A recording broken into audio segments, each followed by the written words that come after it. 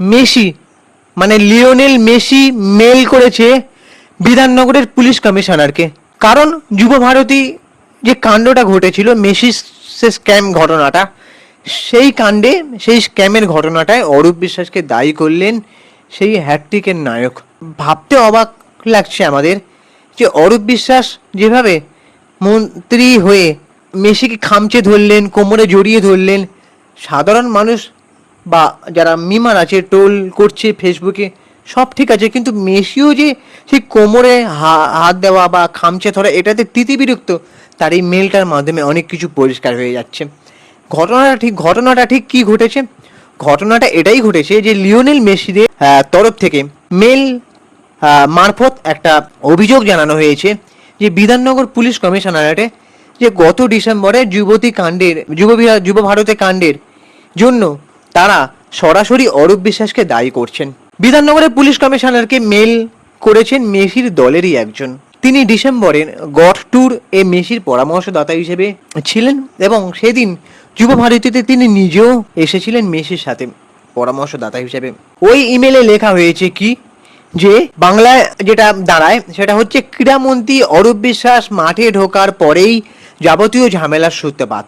সরাসরি অরূপের নাম করে বিধাননগরের পুলিশ কমিশনারের কাছে অভিযোগ জানিয়েছে মেসির টিম। বলা হয়েছে মাঠে ঢুকে অরূপ যেসব কাজকর্ম শুরু করেছিলেন তার নির্ধারিত সূচিতে ছিলই না।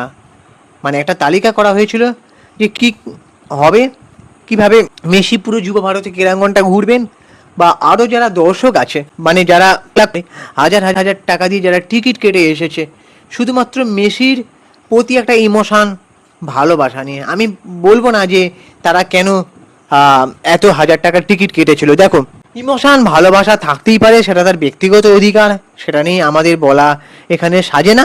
এবারে অরূপ বিশ্বাস কি করেছিলেন তাও লেখা হয়েছে সেই মেল মারফতের মাধ্যমে। উল্লেখ করা হয়েছে তখনকার ক্রীড়ামন্ত্রী বারবার মানে যে প্রাক্তন ক্রীড়ামন্ত্রী ছিলেন সেই অরূপ বিশ্বাস বারবার মেসিকে স্পর্শ করছিলেন, ছবি তোলার জন্য কাঁধে এবং কোমরে হাত দিচ্ছিলেন। অরূপের সঙ্গে বহু মানুষ সেদিনকে মাঠে ঢুকেছিলেন যাদের মাঠে ঢোকার অধিকার ছিল না, এটিও উল্লেখ করা হয়েছে অভিযোগে। যেখানে 3 জন আলোকচিত্র থাকার কথা ছিল সেখানে প্রায় 40 জন মাঠে ছিলেন। এতেই মেসি বিরক্ত হন এবং তার নিরাপত্তা নিয়ে সংশয় তৈরি হয় বলে জানানো হয়েছে। বলা হয়েছে এরপর মেসির পক্ষে আর ইভেন্টে থাকা সম্ভব হয়নি।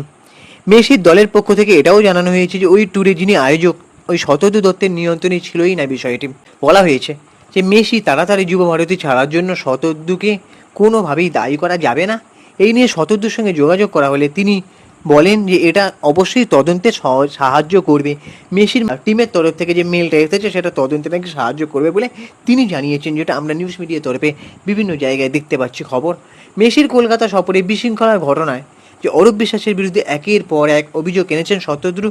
এই মামলায় অরূপের যে রক্ষা কবচ রয়েছে তাকে চ্যালেঞ্জ করে মামলা করলেন তিনি এবং বিষয়টা নিয়ে গত মঙ্গলবার কলকাতা হাইকোর্টের প্রধান বিচারপতির ডিভিশন বেঞ্চে দৃষ্টি আকর্ষণ করছেন শতদ্রুর আইনজীবী অরিন্দম জানা। এবার আদালত সূত্রে মঙ্গলবার মামলা দায়েরের অনুমতি দিয়েছে প্রধান বিচারপতির ডিভিশন বেঞ্চ বলে জানা যাচ্ছে। সপ্তাহে এই মামলা নাকি শুনানির সম্ভাবনা আছে। তার বিরুদ্ধে এফআইআর দায়ের হওয়ার পর থেকে গ্রেপ্তারি এড়াতে টালিগঞ্জের প্রাক্তন বিধায়ক অরূপ বিশ্বাস আদালতে রক্ষা কবচের আর্জি জানিয়েছিলেন। কলকাতা হাইকোর্টের বিচারপতি সৌগত ভট্টাচার্য অরূপকে রক্ষা কবচ দেন, কিন্তু আদালতের নির্দেশ ছিল তদন্তে সহযোগিতা করতে হবে অরূপকে। একই সঙ্গে স্বাধীন ও নিরপেক্ষ তদন্তের নির্দেশ দেওয়া হয় বিধাননগর পুলিশ কমিশনারকে। আমরা আবার নিউজ মিডিয়ায় বিভিন্ন খবর দেখতে পেয়েছি যে অরূপ বিশ্বাসকে নোটিশ দেওয়া হয়েছিল, তিনি শারীরিক অসুস্থতার কারণ দেখিয়ে বারবার হাজিরা এড়িয়েছেন। তারপর গ্রেপ্তারি আশঙ্কা করে হাইকোর্টে গিয়ে রক্ষা কবচ পান। রক্ষা কবচের আগেই অবশ্য পুলিশের তৃতীয় নোটিশ পৌঁছে গিয়েছিল অরূপের কাছে।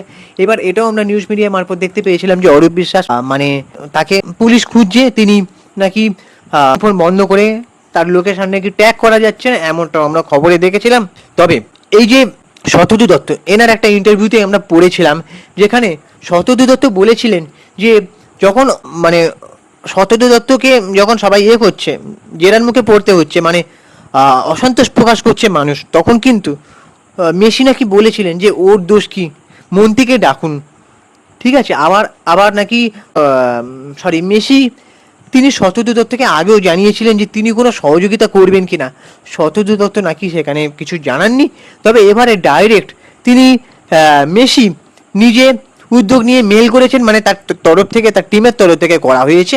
তবে এটা আমার মনে হয় তদন্তে খুবই গুরুত্বপূর্ণ ভূমিকা নেবে, কারণ যেখানে একজন ফুটবলারের গর্ব, হয়তো উনি আমাদের দেশের মানুষ নয়, কিন্তু ফুটবলারের প্রতি মানে অনেক ফুটবলারদের আদর্শ, মানে ভালো খেলে, একজন আইডল, ঠিক আছে, যাকে আনতে কোটি কোটি টাকা খরচা হয়েছে।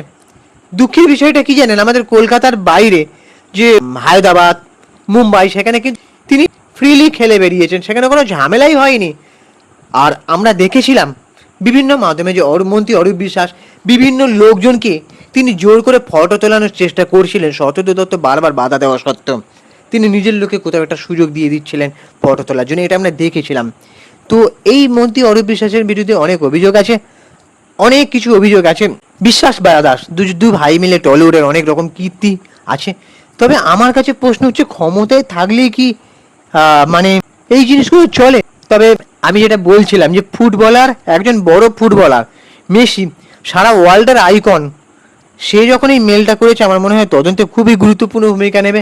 আর সেটা মনে হয় একটা মানে ঘটনাটা ঠিক কোন দিকে মোড় নেয়, পুলিশ ঠিক কী ভূমিকা গ্রহণ করে, এবং আদালত বিচার ব্যবস্থা ঠিক কী কী পদক্ষেপ নেয় মন্ত্রী অরূপ বিশ্বাসের বিরুদ্ধে, সেটাই এখন দেখার, সেটা আমাদের জন্য অপেক্ষা করতে হবে, সেটা সময় বলবে। তবে আপাতত তোমরা কি চাইছো সেটা জানাও, যে মন্ত্রী অরূপ বিশ্বাসের এটার জন্য কি পানিশমেন্ট পাওয়া উচিত? যেভাবে মন্ত্রীকে তিনি খামচে ধরেছিলেন বা কোমর জড়িয়ে ধরেছিলেন, সেটার জন্য মেসিও তিতিবিরক্ত, এখন যেটা বোঝা যাচ্ছে মানুষ যেভাবে ফুঁসছে সেই কাণ্ডটার জন্য। আমি এখানে মন্ত্রী অরূপ বিশ্বাসের নামে কিছু বলতে চাই না, কারণ আমাদের এই ভিডিও কোনো কিছু সত্যতা যাচাই করেনি। বিভিন্ন নিউজ মিডিয়া অনুযায়ী আমি ডিসক্লেমার দিয়ে দিচ্ছি যে আমাদের এই চ্যানেলে বিভিন্ন নিউজ মিডিয়ার সোর্সে এবং এডুকেশনাল পারপোজ, নিউজ পারপোজ এই ভিডিওটা বানাচ্ছি। তো তোমাদের কি অপিনিয়ন তোমরা এবার জানাও আমার এই ভিডিওর কমেন্ট বক্সে, এবং আমাদের চ্যানেলটাকে সাবস্ক্রাইব করে দাও, ভিডিওটাকে একটা লাইক দাও। আমি ইনস্টাগ্রামে রয়েছি সুপ্রিয় পৌশালী সিনেমিডিয়া, ওখানে গিয়ে ফলো করে দাও। চলো টাটা, দেখা হচ্ছে পরের ভিডিওতে।